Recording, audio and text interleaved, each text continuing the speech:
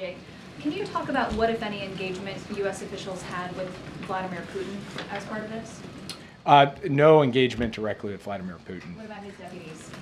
There was extensive engagement with Russian officials over the course of this. I'm not going to get into the details because those channels are sensitive and need to be protected for exactly this reason, because having those sensitive channels enables us to produce results like today. And then last week in the Oval Office, President Biden said that he remains committed to bringing Americans home during his final 6 months in office.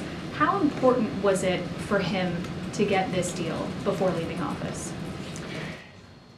Honestly, I don't think he was thinking about it like, I got to get it before I leave office. He was thinking about it from the family's perspective, which is every day is a lost day. So I want to do this as rapidly as humanly possible. I want to push the pace on it because the longer that these Americans are held abroad, the greater the risk and the greater the pain.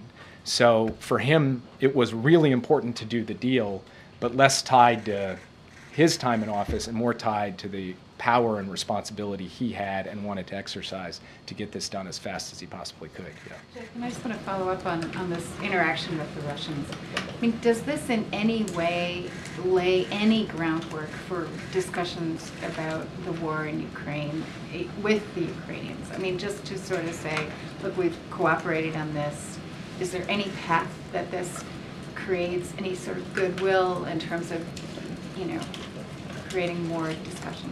We do not see a link between the hostage negotiation or the detained persons negotiations and any potential diplomacy over the war in Ukraine. We see those as operating on separate tracks. One is really about the practical issue of producing this exchange. The other is a much more complex question where the Ukrainians will be in the lead and the United States will consult closely with all of our allies to support them when they are prepared to step forward and engage in those in that kind of diplomacy. Yeah.